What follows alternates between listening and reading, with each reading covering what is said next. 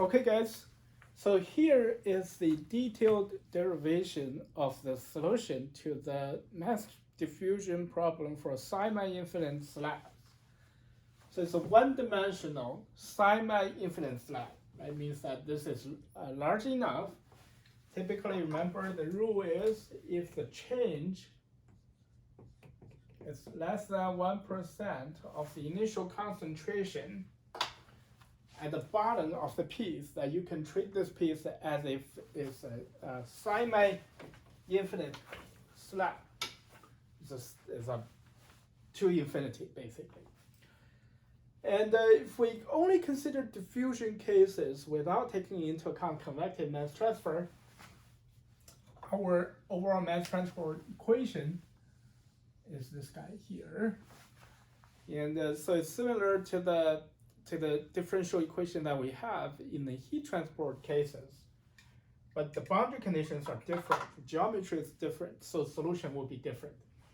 So the boundary conditions, if you look at it, is at x equal to 0, C, concentration equals to surface concentration, Cs.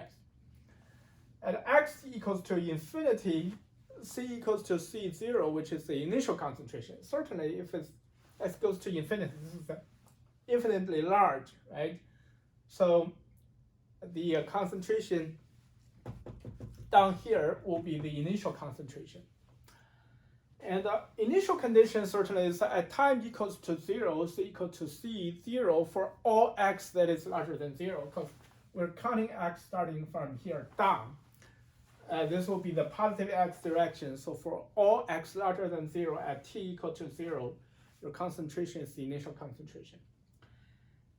So after we have come through the equations, the boundary conditions, now it's a mathematical trick. First, we introduce a dimensionless temperature, or dimensionless concentration, phi, equals to C minus C0 over Cs minus C0. You notice this phi is a little bit different from the dimensionless concentration that we used in our solution, which is this guy. And if you look at it, this guy equals to 1 minus phi. Okay, and there's a reason why we use this. You'll see that through to the end.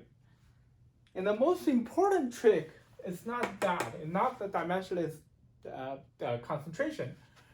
Rather, is that by combining the two variables that we have in our differential equation, which is time and location, we're combining them together to introduce a new variable, eta, which is a combination of two variables.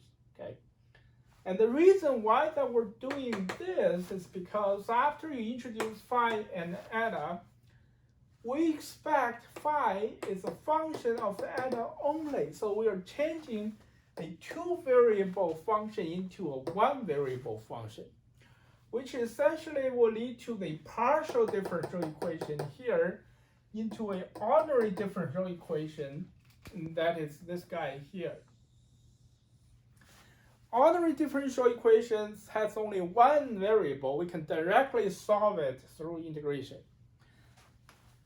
And if we look at boundary conditions and initial conditions, now since we're combining the two variables together, we're combining the boundary conditions and initial conditions together as well into these boundary conditions. And if we solve this, which is pretty straightforward, because first you can replace the phi prime. This phi double prime plus 2 eta times phi prime equals to 0. If we replace phi prime, this turns into a first derivative, right? It's a first order differential equation. We can directly integrate this because this is a solution. Solution will be a exponential function, only this is to the minus eta squared. And then if we further integrate this, we will have our solution to our initial differential equation of this guy, phi. So we have two constants, C1 and C2, which needs to be decided by boundary conditions. First, if we look at eta equals to 0, so this integration becomes 0. Phi equals to 1 means C2 equals to 1. And now if we do the second integration, we replace C2 by 1. And then set eta to infinity, phi equals to 0.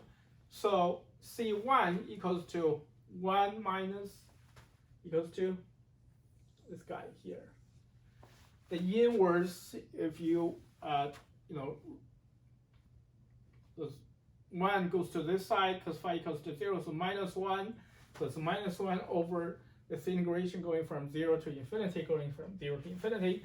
And this integration, if you go check the integration table, is square root of pi over 2. That is already known.